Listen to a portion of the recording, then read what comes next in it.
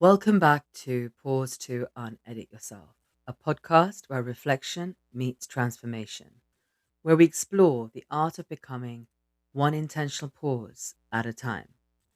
I'm your host, Anoushka, and each episode offers you a chance to press pause and explore bite sized insights and soulful reflections from my own journey of introspection in the hope it will help you too on your path of personal evolution.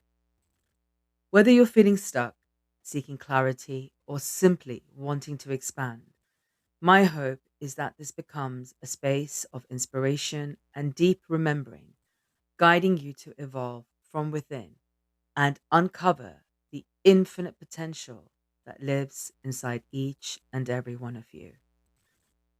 Your time is valuable, it's the most precious commodity. So, thank you for showing up here, for being here, and sharing the space with me. And thank you for pressing pause and choosing to journey inward and daring to become the highest expression of yourselves. How is everybody doing? I thought I'd check in. I hope you're all in good health and in peace wherever you are in the world. When I sit down to record each time, I tend to do a check in with myself to see where my energy is at. Um, and this is because everything is energy. And I'm really conscious that what I put out into the world and with what intention will be reflected back. And this aspect of reflection is something that you've heard me talk a lot about in each of the podcast episodes. Because you see, it's not only reflection of our thoughts and beliefs, there is also another layer of reflection. And if you tuned in last episode, we explored the illusion of modern love and why we fear death. And this episode, after I had some feedback from quite a few of you, what I meant by relationships acting as mirrors and how they reflect our fears. So today, I thought we'll have a bit of a deep dive into this and explore this notion of relationships acting as mirrors. So let's start with this, and it's some observation that you will have that whenever you stay in any kind of relationship long enough, something starts to bubble to the surface, something interesting starts to happen. When we start out on this journey, we think it's simply love that we see for somebody. But what happens is that it becomes something a lot deeper. It becomes a mirror. So, the person that you love starts to reflect and show you parts of yourself that you didn't know were there. And it's not just your kindness or patience, but it's something a lot deeper. They start to reflect and show you your fear, your triggers, your insecurities, because this comfort grows between two people that you're able to bring down those walls and those barriers. And it's actually,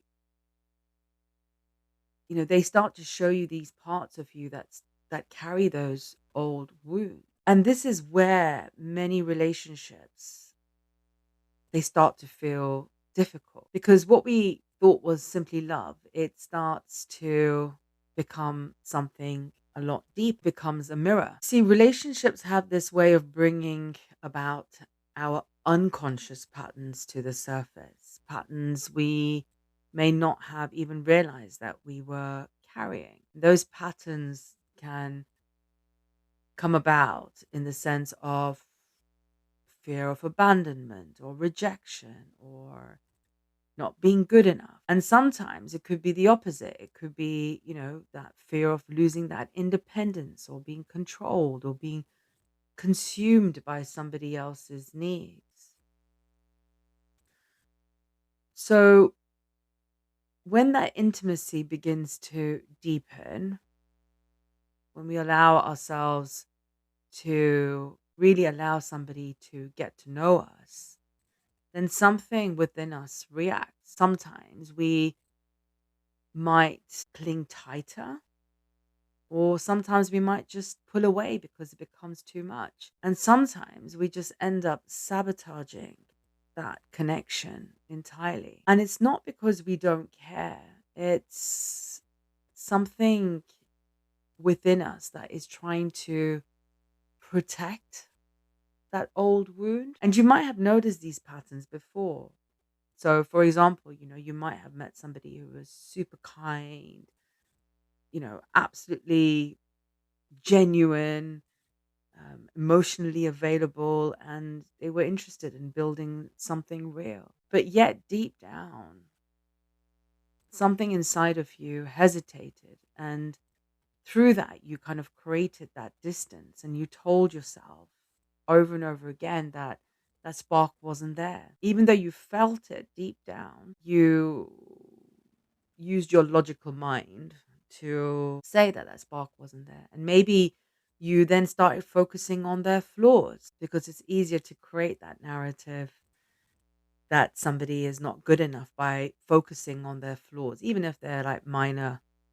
You'll make it big. But if we paused and looked a little deeper, question becomes, was the issue really the other person, or was it that unfamiliar feeling of secure love? Because for many people, and I know this from experience and also talking to many friends, and that chaos, it feels more familiar than calm, because we like that rush, we like that excitement, and it ends up being this like dopamine hit, really, that we end up searching for. And so, if you kind of look back in your childhood and you kind of grew up with inconsistency or conflict or emotional distance, then a love that is secure and that something that feels steady, it can start to feel very uncomfortable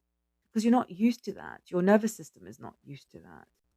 And so your nervous system unconsciously starts to create an environment that it knows best. And that best looks like drama. It looks like distance. It looks like uncertainty. And the same thing can happen in the opposite direction. And with that, I mean, sometimes we fear being fully seen. And we worry that if someone saw all or parts of ourselves, and that includes the parts that we're still resolving, the shadow parts, the wounds, the insecurities, if we allow them to see all of that, parts of ourselves that we're still working through, and that actually they might not want to stick around, they might reject us. And so we end up keeping those parts of ourselves to ourselves hidden.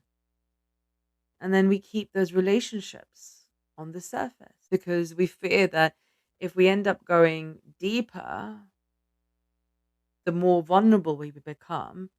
And when we become more vulnerable, we could then be left in a position to start opening up a bit more. But something that I've been reflecting on a lot is, what if the very things that triggers us in relationships, if they're not obstacles, but rather invitations to see ourselves more clearly, invitations to heal parts of us that have been quietly waiting for attention, but we had no awareness around it. Because it's true, relationships have that unique ability to reveal what still lives in our subconscious. And they show us where we struggle to trust, I feel, where we struggle to communicate, and where we struggle to receive love. So instead of asking, why does this person trigger me? What if we flipped it? We paused and asked a different question. What part of me is being revealed here? Is this Ching an old betrayal wound or a fear of abandonment? A belief that I'm not worthy of love or a belief that I'm not enough?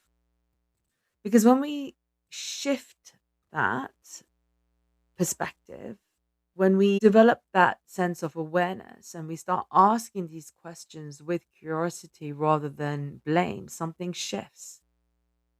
And relationship stops becoming this battleground of who's right and who's wrong.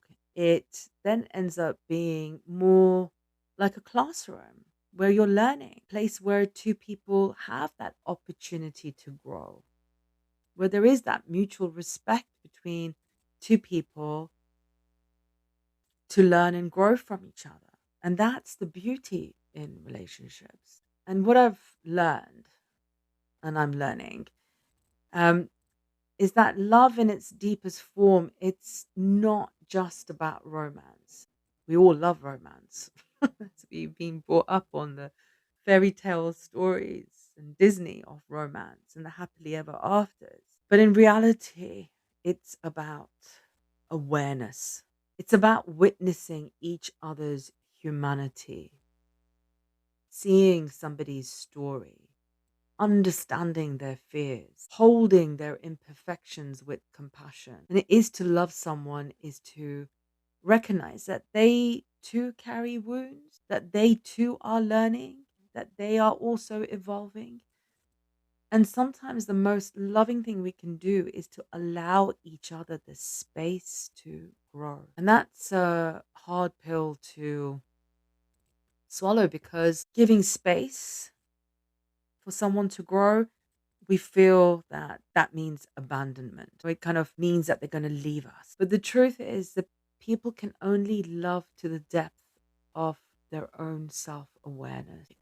And this is what we kind of explored in the last episode and what is happening in this modern world that people have become, I feel they've become childish, that they're kind of losing that maturity.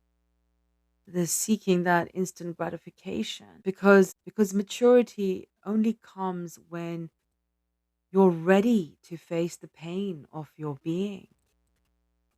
Maturity only comes when you're ready to take the challenge, to be present. And there is no greater challenge than love. And when it comes to communication, then, it's people can only communicate to that level of their emotional maturity. And they can only meet you at the level of healing that they have reached themselves, which means then relationships often reveal something deeper than compatibility, than that something that we've been led to believe that you have to be compatible. Yes, there is an element of that.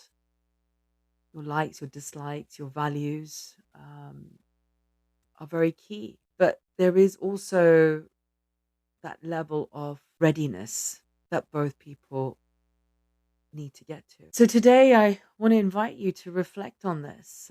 When conflict arises in your relationships, do you react or are you going to reflect? And what might this experience be revealing about my own fears, my own beliefs, and my own patterns of behaviors? Because ultimately, the purpose of relationships is not just to be happy. I think that'd be a great thing. But when we look deeper, it is perhaps the purpose is transformation. And that transformation begins the moment we are willing to see ourselves honestly. So I leave you with this. Every relationship that you encounter, it carries a message. And some teach you how to love, and some teach you how to let go.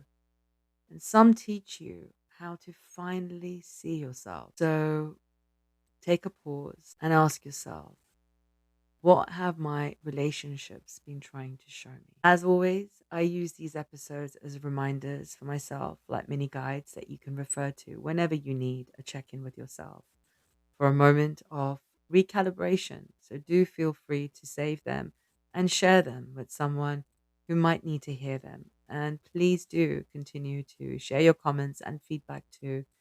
It really does help me to know what resonates for you and what you would like to hear more of. See you on the next episode.